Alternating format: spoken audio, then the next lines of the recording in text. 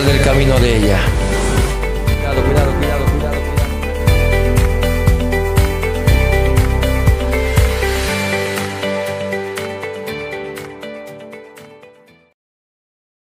cuidado. Del estudio que estamos llevando al libro de los Romanos. Este tema se titula Alegría, oración y paciencia en todo tiempo. Tres cosas importantísimas que cada cristiano, si quiere tener victoria, debe tener. ¿Qué debo tener yo para vencer las dificultades y estar siempre en victoria? Mucha alegría, oración y paciencia en todo tiempo. Hemos llegado a una parte, en este estudio que estamos llevando, hemos llegado a una parte donde el apóstol Pablo ya no habla más de dones espirituales. Él empieza a hablar más de una vida práctica que un cristiano debe tener. O sea, ¿cómo debemos comportarnos en nuestra vida diaria? ¿Ven? ¿Cómo nosotros debemos comportarnos en nuestra vida diaria? ¿Cómo nosotros debemos vivir? Entonces hemos llegado a la vida práctica de un cristiano. Habíamos leído gozosos en la esperanza, sufridos en la tribulación y constantes en la oración. En un lenguaje sencillo, este versículo nos dice de esta manera: mientras esperan al Señor, dice, muéstrese alegres. Cuando sufran por el Señor, muéstrese pacientes. O sea, mientras nosotros esperamos, ¿qué? Nosotros esperamos el rapto de la iglesia, el arrebatamiento de la iglesia.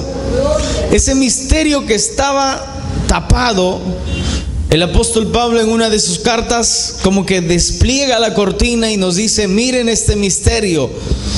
Les revelo este misterio, el rapto de la iglesia, el arrebatamiento de la iglesia, donde la Biblia nos dice que seremos llevados al reino de los cielos, donde nosotros estaremos allí celebrando las bodas del Cordero, mientras aquí en la tierra será algo horrible.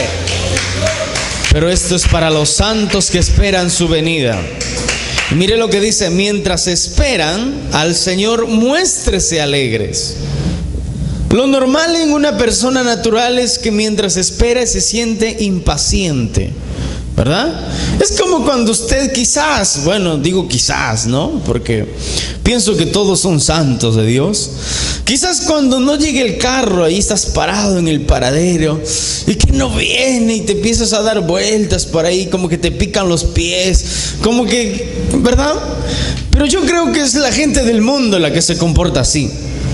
Mientras esperan ellos el bus que no los lleva y miran el reloj y se desesperan, se angustian porque deben entrar a las 8 de la mañana a trabajar y están a las 7:40 en el paradero. Imagínense, ¿verdad? Pero nosotros, ¿qué debemos hacer? Dice: mientras ustedes esperan al Señor, su venida, debemos mostrarnos alegres, gozosos, felices. ¿Por qué? Porque tenemos la vida eterna, lo que los del mundo no lo tienen. Porque Dios nos ha salvado, Dios nos ha redimido. Y luego dice: cuando sufran por el Señor, muéstrese pacientes. Una persona paciente es una persona calmada, una persona que no se desespera fácilmente.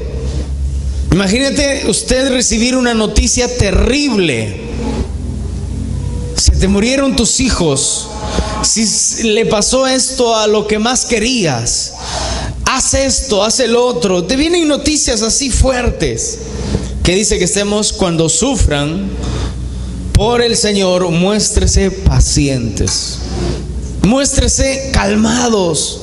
No se desesperen, no digan por qué Dios permitió esto y empiecen a gritar al cielo diciendo: Señor, ya no creo más en ti, ahora sí que me parto de la iglesia, ¿verdad? No, muéstrese pacientes. Y ahora viene lo otro: cuando oren al Señor, muéstrese constantes. Tres claves, se podría decir así, o tres cosas muy importantes para nosotros como cristianos, para que tengamos victoria en todo lo que se nos venga en nuestra vida cristiana. ¿Qué cosa? La alegría, en los momentos más terribles, ¿verdad? La paciencia también, mientras nosotros esperamos la venida de Cristo. Ser pacientes, no como muchos que ya no le esperan más, se apartan del camino del Señor, y es una cosa terrible. ¿Y qué más? Y ser constantes en la oración. Hoy vamos a ver estas tres cosas muy importantes que debemos practicar todos los días de nuestras vidas. ¿Cuánto dicen gloria a Dios? Vamos a ver nosotros primero que debemos estar alegres en cuanto esperamos la venida de Cristo. Así como un atleta que para ganar una competencia necesita tres cosas. ¿Qué necesita? Esfuerzo, dedicación, todos los días dedicarse al atletismo, y mucha disciplina. Eso necesita un atleta para ganar una competición. Así un cristiano que quiere ganar o salir victorioso en las luchas o pruebas debe tener alegría, debe tener mucha oración y también mucha paciencia. La combinación de estas tres cosas, hermanos, nos van a ayudar a superar cualquier tipo de dificultad, cualquier tipo de tribulación que se nos venga en nuestra vida cristiana. De esa manera obtendrás siempre la victoria sobre todo tipo de dificultad. El apóstol Pablo claramente enseña a practicar este modo de vida que formaría un carácter en un cristiano. Formaría madurez y crecimiento espiritual. Una persona que ora en momentos de tristeza es una persona que ha aprendido. Es una persona que está formando un carácter. Es una persona que está empezando a madurar. Es una persona que está creciendo espiritualmente. ¿Cuánto dicen gloria a Dios? Claro. Porque, a ver, yo les pregunto a ustedes, cuando un padre castiga a su hijo que tiene unos 5 años, en ese momento no se muestra feliz, ¿verdad? Está llorando, está triste. Pero una persona, un cristiano que ya ha crecido, ya se da cuenta de las cosas, ¿verdad? Cuando vienen momentos terribles, él aprende que tiene que estar alegre, porque eso dice la Biblia, que debemos estar gozosos en las tribulaciones. Entonces esto nos enseña que nos va a formar un carácter, un modo diferente de vivir, unos principios, ¿verdad?, que van a marcar la diferencia entre un cristiano y un no cristiano. El no cristiano se queja de todo, se entristece, se deprime, hasta se tira del puente y adiós vida. Pero el cristiano, ¿qué hace? El cristiano espera, tiene paciencia, no se desespera, porque sabe que Dios tiene todo el control de cualquier situación. El cristiano se muestra alegre, se muestra feliz por los momentos terribles que incluso estamos viviendo. Eso es madurez, eso es carácter y eso es mucho crecimiento espiritual. Vamos a un ejemplo rápido. Segunda de Corintios capítulo 1 versículo 8. Segunda de Corintios capítulo 1 versículo 8. Dice la Biblia de esta manera: porque, hermanos, no queremos que ignoréis acerca de nuestra tribulación. Ahí está. O sea, el apóstol Pablo les está hablando a los hermanos de la iglesia que él había abierto, a los corintios. No quiero que ignoren acerca de nuestra tribulación, o sea, de nuestros momentos difíciles que estamos pasando. Luego dice que nos sobrevino en Asia, pues fuimos abrumados sobremanera, más allá de nuestras fuerzas, de tal modo que aún perdimos la esperanza de conservar la vida. ¿Se recuerda esa situación donde en el libro de los Hechos, unos hombres, al ver predicar al apóstol Pablo, dice que lo acusaron y le llegaron a apedrear a las afueras de la ciudad? Y cuando lo miraron dijeron: este hombre ya está muerto. Pero no estaba muerto, había vivido, ¿verdad? Había pasado un momento de tribulación, un momento totalmente terrible, un momento difícil. Él dice: yo perdí la esperanza de conservar la vida. Versículo 9. Pero tuvimos en nosotros mismos sentencia de muerte, para que no confiásemos en nosotros mismos, sino en Dios que resucita a los muertos. ¿Cuánto dicen gloria a Dios? Qué maravillosa palabra. Qué maravillosa palabra. ¿Por qué? Porque él ya había perdido la esperanza de vivir de tremenda apedreada que le habían dado. Y alguno más que estuvo con él. Pero mira, él dice, pero tuvimos en nosotros mismos sentencia de muerte. O sea, ya no teníamos posibilidad de vivir más.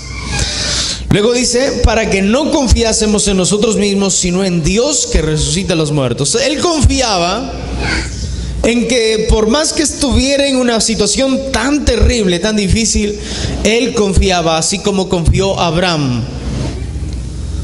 Que no importaba, dice, si su hijo fuese sacrificado y las llamas de fuego lo hubiesen consumido, él creía que aún de las cenizas Dios resucitaría a Isaac. Esto es maravilloso. Y esa misma fe lo vemos en Pablo diciendo, pues si me matan y Dios tiene un plan en mi vida, pues me puede resucitar. Qué maravilloso, ¿verdad? Entonces nosotros tenemos que tener esta misma confianza, esta misma fe, de que Dios tiene el control de todo. Y que si Dios tiene el control de todo, nosotros debemos estar tranquilos, no temiendo en que hoy estamos viviendo momentos terribles. Ahora matan hasta por las puras, por un poco de dinero le quitan la vida a una persona. Hasta el cristiano empieza a preocuparse por ello. Qué terrible, ¿verdad? Yo pregunto, ¿debemos preocuparnos por eso? Yo entiendo una cosa, hermanos, que nadie muere, ningún cristiano muere sin que Dios lo llame. Si no es la hora, no es la hora, ¿sí o no? Así es. La Biblia dice que Dios tiene el control de nuestras vidas. Que por más que enemigos vengan, malhechores, ladrones, personas malas que quieran hacerte daño, vengan contra ti, y si Dios no lo permite, pues no va a pasar nada. Esa gente verá ángeles de Dios a tu alrededor y se irán corriendo de miedo. Porque es bíblico, ¿verdad? Que ángeles de Dios acampan alrededor de nosotros y nos guardan de todo mal. Si no, el diablo nos hubiera hecho trizas hace rato. Pero Dios tiene el control de toda la situación. Segunda de Corintios, o versículo 10. Versículo 10 ahí nomás. Segunda de Corintios 1:10 dice, el cual nos libró y nos libra. O sea, no es que, ay hermano, hay gente que viene y dice, ay hermano, casi me agarra el carro, casi me chanca, de la que me libré. No, Dios te libró. Por eso dice, el cual nos libró tiempo pasado y nos libra. ¿En quién? Dice, y en quién esperamos que aún nos librará de tan gran muerte. Porque yo les pregunto una cosa, ¿será bonito morir apedreado? No, ¿verdad? Entonces el apóstol Pablo dice, nos libró de tan grande muerte, porque no es fácil morir apedreado. Entonces él entiende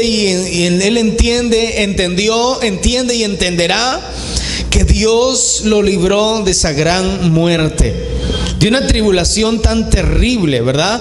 Pero aún así, porque sabemos que él murió, el apóstol Pablo murió siendo decapitado. Pero en su última carta él les escribe y le dice, gozaos conmigo, porque ustedes son el resultado de mi trabajo, porque ustedes son el resultado de mi evangelización. Alégrese conmigo. Fue una alegría tremenda, ¿verdad? Entonces ahí vemos nosotros que aquel cristiano que se alegra, que se goza en momentos de tribulación, en momentos difíciles, hermanos, tendrá victoria, victoria, victoria. Nada lo detendrá, porque el apóstol Pablo nada lo detuvo. Denle un aplauso fuerte al Señor Jesucristo. Nada lo detuvo, hermanos. Predicó.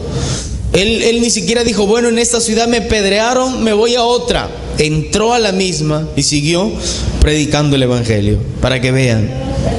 Luego dice, Colosenses capítulo 1 versículo 5. Colosenses 1:5 dice esto: a causa de la esperanza que os está guardada en los cielos, de la cual ya habéis oído por la palabra verdadera del Evangelio. ¿Cómo?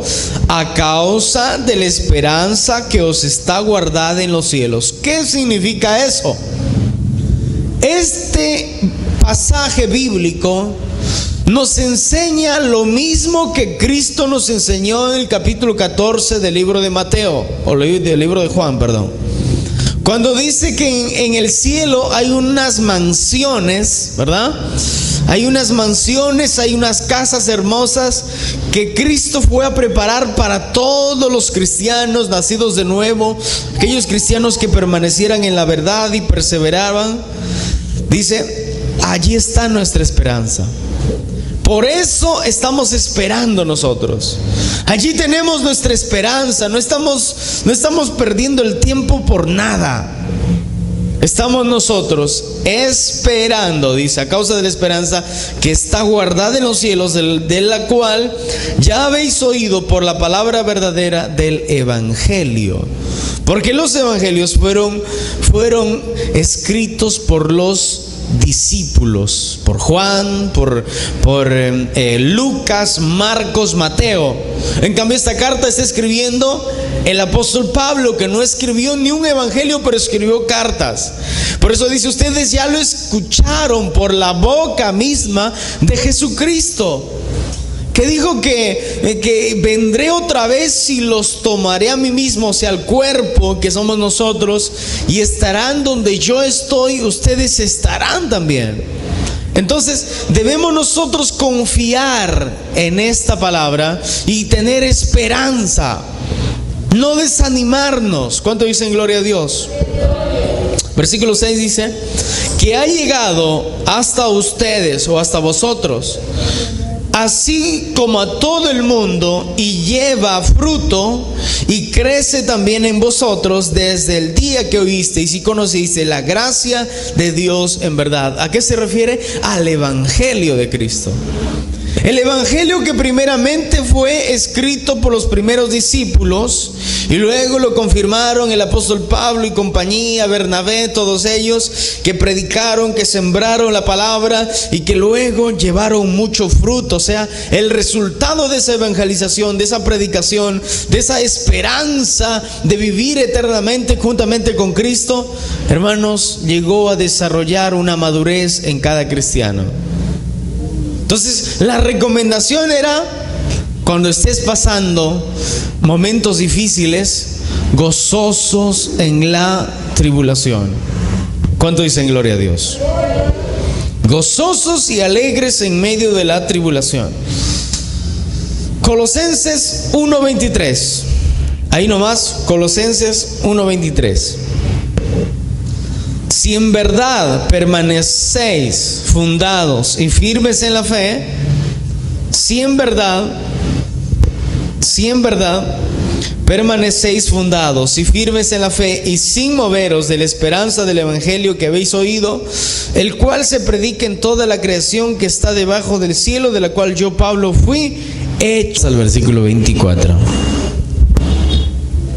Ahora me gozo en lo que padezco por vosotros, y cumplo en mi carne lo que falta de las aflicciones de Cristo. Wow, hermanos, esta es una palabra maravillosa.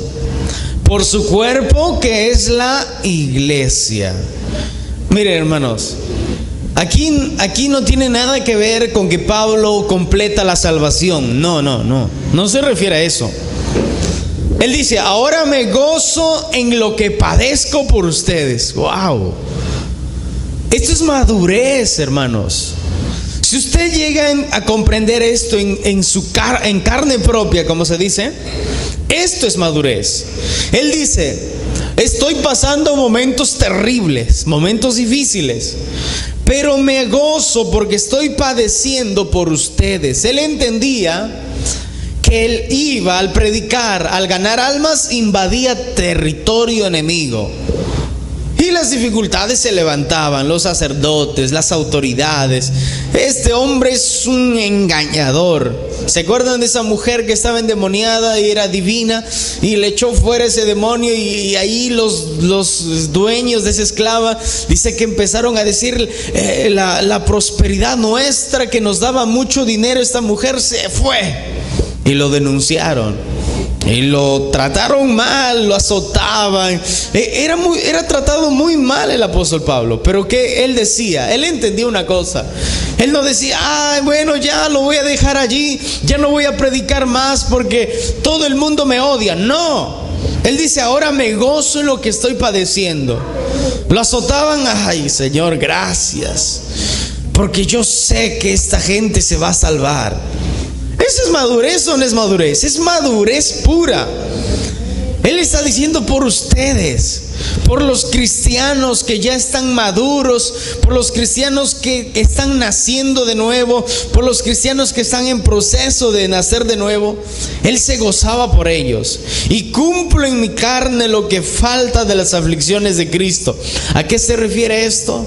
Así como Cristo padeció y sufrió para salvarnos a nosotros, aquellos que ya somos cristianos, nosotros sufriremos y padeceremos cuando predicamos la palabra de Dios. Cuando usted ora y dice, Señor, salva las almas, y empezamos todos juntos a salir a evangelizar. Ahí empiezan las dificultades, ahí empiezan las luchas, ahí empiezan las pruebas, ahí empiezan las tribulaciones.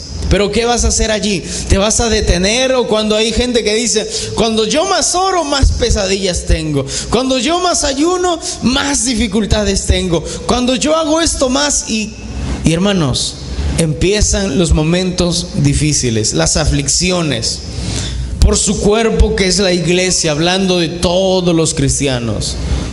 Tenemos que nosotros luchar, pero cuando estamos en el comodismo, o sea, en la comodidad, no oramos, no ayunamos, no evangelizamos, simplemente venimos a la iglesia y nada más es, y volvemos así como venimos, y no participamos ni en las oraciones, ni en los ayunos, ni entramos en las campañas, ni entramos en la evangelización. Hermanos, no hay lucha para nosotros, porque estamos en un estado como de dormir espiritualmente. Y ese es un estado terrible, porque estamos vulnerables a cualquier peligro. ¿O no? Cuando usted está despierto pues. Cuando está dormido puede venir el ladrón y robar todo y salir. Usted se da cuenta, se despierta, ve la realidad y dice, me han robado. Pero si estás despierto vas a saber, ahí te ladrón, ¡pum!, en la cabeza, ¿verdad? Aunque sea con el sartén. Y porque estás despierto. Versículo 25. De la cual fui hecho ministro según la administración de Dios, que me fue dada para con vosotros, para que anuncie cumplidamente la palabra de Dios. Es mi labor, mira. Este era un hombre desarrolladísimo. Era un hombre de Dios. Él sabía a qué Dios lo había llamado.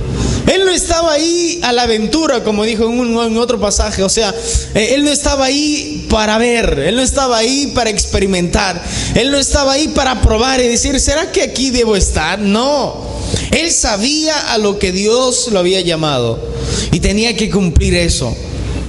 A todos nosotros Dios nos llamó con algo, y si no lo cumplimos, hermanos, simplemente somos como niños que no tienen responsabilidad de nada y no cumplen, y se le tienen que estar allí, ¿verdad? Para que empiecen a cumplir. Versículo 26. El misterio que había estado oculto desde los siglos y edades, pero que ahora ha sido manifiesto a sus santos, hablando del evangelio de Cristo. Versículo 27. A quienes Dios quiso dar a conocer las riquezas de la gloria de este misterio entre los gentiles, que es Cristo en vosotros, la esperanza de gloria. ¿Qué es esperanza de gloria? La salvación de nuestras almas. Que ya no iremos a parar para el infierno, sino que Dios nos salvó, y si permanecemos, como acabamos de leer hace poquito, si nos fundamos en la fe, nos formamos bien nuestra vida cristiana, tendremos la esperanza de gloria. ¿A dónde? Al reino de los cielos. Al reino de los cielos. Todos los días nuestros actos dependen nuestra madurez. Todos los días, cada acto que usted tenga, sea bueno o sea malo, así estás creciendo, así estás madurando, sea bien o sea mal. Es lamentable gente que quizás no le importa, no le interesa y vive como el mundo, ¿verdad? Entonces allí ya no hay más responsabilidad del que enseña o del que predica, sino de la persona. Primera de Tesalonicenses capítulo 1 versículo 3. Primera de Tesalonicenses capítulo 1 versículo 3. Acordándonos sin cesar delante del Dios y Padre nuestro, de la obra de nuestra fe, del trabajo y de nuestro amor y de nuestra constancia en la esperanza de nuestro Señor Jesucristo. ¿Cómo? Acordándonos sin cesar delante del Dios y Padre nuestro de la obra, o sea, del dueño de la obra que es Dios, de nuestra fe, de nuestro trabajo, de nuestro amor y de nuestra constancia en la esperanza de nuestro Señor Jesucristo. O sea, que todo lo que nosotros hacemos, hermanos, un día el Señor nos va a recompensar. Tenemos esa esperanza y debemos mostrar mucha perseverancia en la obra del Señor. Porque yo les pregunto, ¿qué sería si usted llega a la presencia justo en este momento? El Señor te pregunta: Juanito, Juanita, con lo que yo te di, ¿qué es lo que hiciste? Señor, es que mi trabajo. Señor, es que somos expertos para las excusas. Pero delante del Señor no habrá, dice, nadie se podrá justificar, nadie podrá decir, es por esto, por el otro, ¿verdad? No tenemos excusa. 2:19 del mismo Primera de Tesalonicenses. 2:19 dice: porque ¿cuál es nuestra esperanza o gozo o corona de que me gloríe? ¿No lo sois vosotros delante de nuestro Señor Jesucristo en su venida? O sea, ¿cuál es nuestra esperanza, alegría o corona de que me alegre, de que me goce, ¿verdad? ¿No son ustedes, dice, delante de nuestro Señor Jesucristo en su venida? El apóstol Pablo está hablando del trabajo que él desarrolló, del trabajo que él hizo. Él abrió una iglesia en Corinto, en Colosenses, en Tesalónica, en muchas ciudades del Imperio Romano abrió iglesias. Y él dice: ¿cuál es mi esperanza? Mía. O sea, ¿qué es lo que yo espero de parte de Dios? ¿Qué legado estoy dejando? O sea, ¿a quiénes yo he enseñado? Él dice así: ¿cuál es mi esperanza? ¿Cuál es mi recompensa? Y luego dice: o alegría, o gozo, o corona, de que yo me goce y diga, he trabajado y el Señor me ha recompensado. Y luego dice la respuesta: ¿no son ustedes delante de nuestro Señor Jesucristo? Ciertamente el trabajo era todas aquellas almas que había ganado. Y por eso el apóstol Pablo, el día que llegó a la presencia de Dios, fue recompensado. Estas son las coronas que recibirá. Supongo ahí me imagino al apóstol Pablo, ¿verdad?, recibiendo la esperanza que él había tenido de recibir recompensa de parte de Dios. Y miren, todos nosotros vamos a pasar por ese juicio que no es de condenación, sino que donde Dios va a poner a todo prueba, dice Corintios. Si sembramos y nuestros resultados fueron oro, plata, o fueron hojarascas y zarzas y todo eso que se quema rápido, a mí yo le pregunto: ¿qué se quema más rápido? ¿Las hojas secas o el oro? Las hojas secas, ¿verdad? Las hojas secas, según 1 Corintios por el capítulo 3, por ahí, habla acerca de nosotros, de nuestras actitudes, de los celos, de las contiendas, de la vanagloria, de lo peleoneros que a veces somos, ¿verdad? De eso, que Dios no va a recompensar eso. Y eso nos va a restar a nosotros recompensas. Porque por cada acto bueno que nosotros hagamos tenemos una recompensa.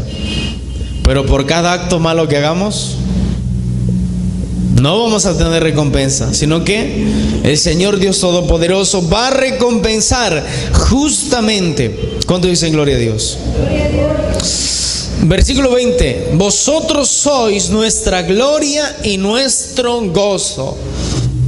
O sea, de que nuestro trabajo tuvo resultado, dice el apóstol. Ustedes, les dice, que fueron salvados por el poder de Dios. Vamos al libro de Tito. Tito, capítulo 1, versículo 2. En la esperanza de la vida eterna, ahí está otra vez esperanza, la cual Dios, que no miente, prometió desde antes del principio de los siglos.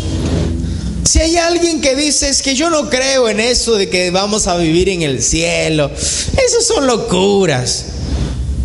Si crees en Condorito, imagínate no creer en la Biblia, que es la verdad de Dios. Porque es la esperanza de la vida eterna, la cual Dios, que no miente, dice, que todo se cumple, prometió desde antes del principio de los siglos. O sea, antes que existe el tiempo, cuando ya el Señor Dios Todopoderoso todavía no creaba nada, dice, desde allí prometió la esperanza de la salvación y la vida eterna en el cielo. Así que aquel que no cree, aquel que está con dudas, aquel que todavía no se decide, ahí está la palabra de Dios. 2:12 dice, 2:12 del mismo Tito: enseñándonos que renunciando a la impiedad y a los deseos mundanos, vivamos en este siglo sobria, dice, justa y piadosamente. ¿Qué cosa? Que enseñándonos que renunciando a la impiedad debemos renunciar a todo tipo de obra mala y a los deseos mundanos, dice. ¿Qué son deseos mundanos? Los deseos mundanos, ¿qué son? Todo deseo carnal, todo lo que nuestra carne desea, la codicia, la vanagloria, ¿verdad? Las contiendas, el placer, ¿verdad? El placer que traspasa las reglas y la palabra de Dios. Por ejemplo, alguien puede decir, yo por placer yo quiero tener varias mujeres. Esos son deseos mundanos. Sino que vivamos en este siglo sobria, dice. Sobria es lo contrario a un borracho. Un borracho está fuera de sí, ni se acuerda cuando está sano. Pero lo contrario es sobria, o sea, estar alertas. Justa y piadosamente, dice, asegurando la esperanza bienaventurada, aguardando la esperanza bienaventurada. O sea, nosotros debemos tener presente todo el tiempo la esperanza bienaventurada. ¿Qué cosa? Que Cristo viene por nosotros. Y la manifestación gloriosa de nuestro gran Dios y Salvador Jesucristo. Porque un día vendrá. Y aquellos que no creen, que se ríen, dicen, pobres cristianos, creen que van a desaparecer en un abrir y cerrar de ojos. Qué chiste, ¿verdad? Y empiezan a reírse ahí. Igual que en los tiempos de Noé, que nunca había llovido ni una sola gota y que de pronto iba a haber un diluvio. Y todos se reían, pobrecito el señor Noé. Me imagino las burlas de la gente. Pero nosotros esperamos la gloriosa manifestación de nuestro gran Dios y Salvador Jesucristo. Porque cuando Cristo venga, y ahí dice la esperanza, también dice en Romanos 5:5, la esperanza no avergüenza, porque el amor de Dios ha sido derramado en nuestros corazones por el Espíritu Santo que nos fue dado. Esa esperanza nunca nos va a hacer avergonzar, hermanos. La esperanza de la venida de Cristo, de que Cristo vendrá por nosotros. Nunca nos van a dejar avergonzados. Nunca Dios nos va a dejar avergonzados, porque Él ya lo dijo en su palabra. Luego dice 2:14 de Tito: quien se dio a sí mismo por nosotros para redimirnos de toda nuestra iniquidad y purificar para sí un pueblo propio. ¿Por qué dice propio? Yo pregunto, un varón, un esposo, ¿querrá compartir su esposa? ¿Sí o no? No, ¿verdad? ¿Quién? Nadie. Entonces Dios tampoco quiere compartirnos a nosotros. Por eso dice, para purificar para sí un pueblo propio.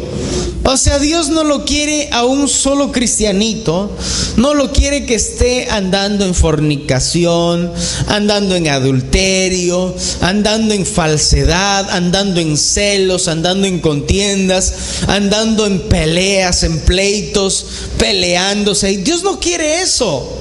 Dios quiere, dice, para redimirnos de toda iniquidad. Por eso que el Señor del mundo, de lo embarrados que estábamos de pecados en el mundo, nos saca de ahí, nos lava bien purificados, bien perfumados y con ropas blancas que simbolizan lo justo que nosotros seamos, que cambiemos el odio por el amor, la impaciencia por la paciencia. Esas son nuestras vestiduras blancas espirituales.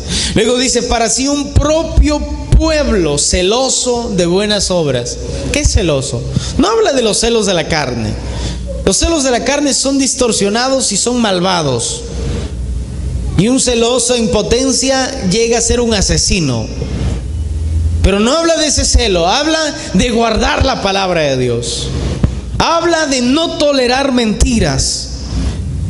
Habla, hermanos, de no tolerar, de no aceptar ningún tipo de falsedad, sino de justicia, de amor, de paz, de dominio propio.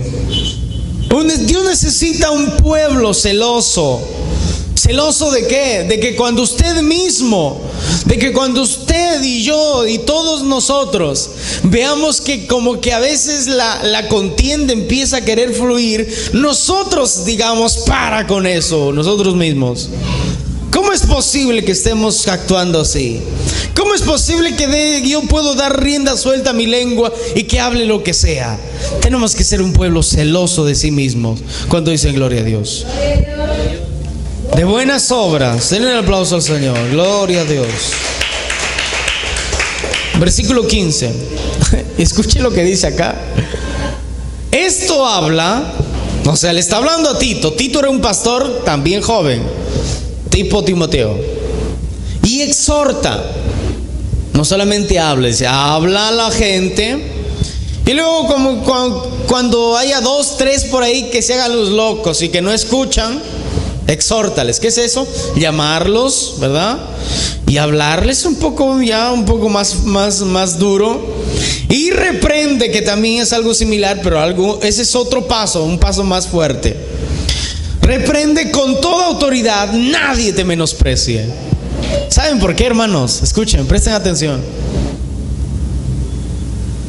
Hay personas que faltan el respeto a su autoridad, a su pastor, que a veces es un viejito, ¿verdad? Que a las justas puede hablar, o a veces es un extremadamente joven. Y le faltan el respeto, le menosprecian. ¿Saben que no están menospreciando al que está delante, sino a quién? A Dios. Y dicen, Señor, yo te amo, Señor, yo te respeto. ¿Así? ¿Cómo es posible que Dios dirá, no? ¿Cómo es posible que tú digas que me amas y que me respetas, y al que yo he puesto allí no lo amas ni lo respetas? Si al que tú ves allí no lo amas ni lo respetas, imagínate a mí que no me ves. Qué tremendo es esto. Y el apóstol Pablo habla duro aquí. Luego, el mismo Tito, capítulo 3, versículo 7.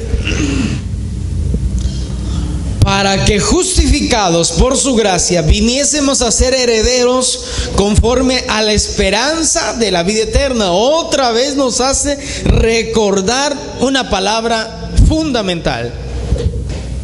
Para ser justificados por su gracia. O sea, Dios nos declara justos e inocentes porque Él quiso. No por lo que nosotros hacemos, por lo que Él quiso. Viniésemos a ser herederos. Es como, a ver, yo les hago un ejemplo sencillo. Es como un hombre extremadamente rico decide adoptar hijos. Y estos hijos que son adoptados tienen los mismos derechos que los biológicos, los hijos biológicos. Tienen el mismo derecho.